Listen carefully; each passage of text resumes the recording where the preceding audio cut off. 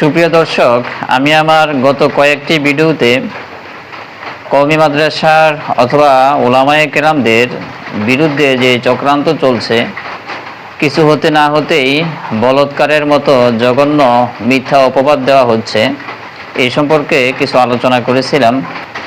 আলোচনায় আমি উল্লেখ করেছিলাম যে কোন কোন কারণে উলামায়ে কেরামদের বিরুদ্ধে এ সমস্ত বলৎকারের অভিযোগ দেওয়া হয় এবং মিথ্যাচার করা হয়।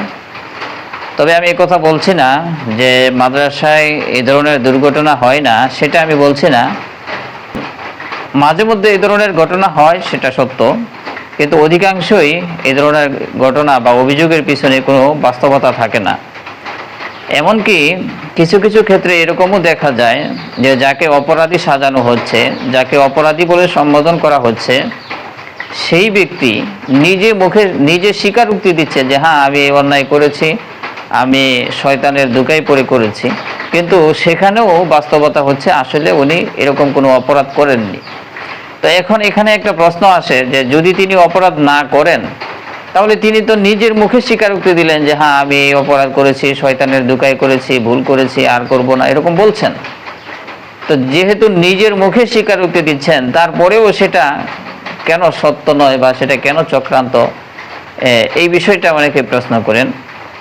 তো আসলে বাস্তবতা হচ্ছে যে অনেক সময় বিভিন্ন উলামায়ে কেরামদের বিরুদ্ধে এমন গভীরভাবে ষড়যন্ত্র চক্রান্ত করা হয় যে প্রথমে তার ব্যাপারে অভিযোগ দেওয়া হয়, তিনি অস্বীকার করেন।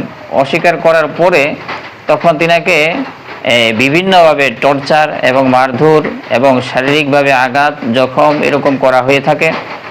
এবং দেখা যায় যে তিনাকে হুমকি ধুমকি দেওয়া হয় যে তুই যদি এই কথার স্বীকারোক্তি না দেস, ওনাকে বক্তব্য লিখে দেওয়া হয় বা বলা হয় যে তুমি এভাবে বলতে হবে, যদি না বলো তাহলে তোমাকে এই জায়গায় মেরে ফেলা হবে।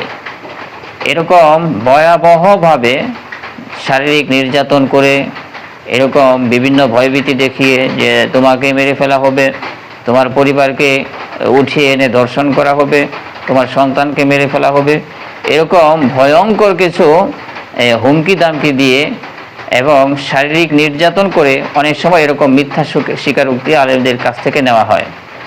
যেরকম আমরা জানি যে বিগত আওয়ামী লীগ সরকারে উলামায়ে কেরামদেরকে জেলখানায় আবদ্ধ করে রিমান্ডের নামে এরকম বেধড়ক শারীরিক নির্যাতন করে দেখা গেছে যে অনেক সময় উলামায়ে কেরামদেরকে এরকম মিথ্যা স্বীকারোক্তি দিতে বাধ্য করা হয়েছে। তো ঠিক তেমনভাবে একজন আলেমকে যে 10-15 জনের একটা চক্র, তারা আলেমকে একটা রুমের ভিতর নিয়ে যায়। রুমের ভিতর নিয়ে তিনাকে বলে যে তুই এই কথা স্বীকার কর যে তুই এরকম করেছিস। তিনি বলে ভাই, আমি তো এরকম করি নাই, তাহলে আমি কেন এটা স্বীকার করব? তখনই এই কথা বলার সাথে সাথেই তখন তিনাকে বেধড়ক পিটানো হয়। এমন পিটানো হয় যে তিনি একবারে অজ্ঞান হয়ে যাওয়ার মতো অবস্থা। তখন বলা হয় যে এই যে দেখ, 5 মিনিট পিটানোর পর বলা হয় যে এই যে দেখ, তোকে 5 মিনিট পিটাইলাম, এখন তুই আমরা যেভাবে বলি সেভাবে তুই স্বীকারোক্তি দিবি। যদি স্বীকারোক্তি না দেস তাহলে তোকে আবার পুনরায় পিটানো হবে এবং তোকে মেরে ফেলা হবে।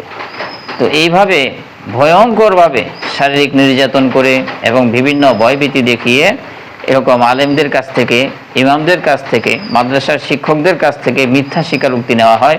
এরকম দৃষ্টান্তও আমাদের সম্মুখে রয়েছে। আমি গত কয়েকদিন আগেও একটা ভিডিও দেখলাম। আমি প্রয়োজনে আমার সেই যে ভিডিওটা, সেটার লিঙ্ক আমি কমেন্ট বক্সে দিয়ে দিব, আপনারা সেখান থেকে দেখে নেবেন। এরকম ঘটনা বহু রয়েছে যে আলেম অপরাধ করে নাই, তাকে জিজ্ঞাসা করা হলো, সে বলল যে ভাই আমি এমন করি নাই। তারপর তাকে শারীরিক নির্যাতন করা হলো, বলা হলো যে এমনটা তোমাকে স্বীকার করতেই হবে, আমরা যেভাবে বলি সেভাবেই স্বীকার করতে হবে, এখানে কেউ দেখবে না, তুমি যদি এখানে আমাদের সাথে স্বীকার করো এটা কেউ দেখবে না, এইভাবে তাকে বলা হয়। তখন বলা হয় আর যদি স্বীকার না করো তাহলে তোমাকে এইভাবে স্বীকারোক্তি না দিলে তোমাকে মেরে ফেলা হবে, তোমার সন্তানকে মেরে ফেলা হবে, তোমার স্ত্রীকে উঠিয়ে নিয়ে আসা হবে।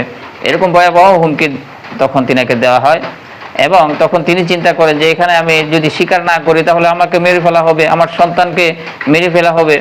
এরকম ভয়াবহ পরিস্থিতিতে তিনি চিন্তা করেন যে এখানে তো আর অন্য কোনো মানুষ নাই, তো স্বীকারোক্তি দিলাম, আমার জীবন তো বাঁচাইতে হবে। তখনই তারা কি করে যে সেটাকে ভিডিও করে রাখে, সাংবাদিকদের কাছে দেয়। তারপর সাংবাদিকরা এটা বড় বড় গণমাধ্যমে সেটা প্রচার করতে থাকে এবং বলতে থাকে এই যে এই ব্যক্তি নিজেই স্বীকার করেছে যে সে অপরাধ করেছে। প্রয়োজন ছিল যখন তার বিরুদ্ধে অভিযোগ আসছে তখন প্রশাসনিকভাবে এবং অথবা এলাকার যে সমস্ত গণ্যমান্য ব্যক্তি আছে, ওলামায়ে কেরাম যারা আছে, আশেপাশের মসজিদের ইমাম সাহেব আছে, তাদেরকে ডেকে আনা উচিত ছিল। অথবা ইউনিয়ন পর্যায়ের যারা গণ্যমান্য ওলামায়ে কেরাম রয়েছেন, অথবা থানা পর্যায়ের, উপজেলা পর্যায়ের যারা ওলামায়ে কেরাম রয়েছেন, তাদের কাছে এই বিষয়ে সংবাদ দেওয়া যেত এবং তারা বিষয়টা তদন্ত করে বুঝতে পারতো, বা প্রশাসনের কাছেও দেওয়া যেতে পারতো। সেটা না করে এলাকার কিছু বখাটে পোলাপান এইভাবে শারীরিক নির্যাতন করে এবং বিভিন্ন ভয়ভীতি দেখিয়ে তখন এই ধরনের মিথ্যা স্বীকারোক্তি তার কাছ থেকে নেওয়া হয় এবং স্বীকারোক্তি দিতে তাকে বাধ্য করা হয়। সুতরাং কোনো আলেম যদি এরকম পরিস্থিতির মধ্যে পড়ে যদি এরকম স্বীকারোক্তি যায় যে হ্যাঁ আমি এরকম অপরাধ করেছি, তাহলে এটাও এরকম সন্দেহমুক্ত নয়, কারো স্বীকারোক্তির পরেও এ কথা বলার কোনো সুযোগ নাই যে তিনি আসলেই প্রকৃত অর্থে অপরাধী। কারণ শারীরিক নির্যাতন করার পরে যদি তাকে এভাবে বলতে বাধ্য করা হয় তাহলে সেক্ষেত্রে তো তিনি স্বীকার করবেনই।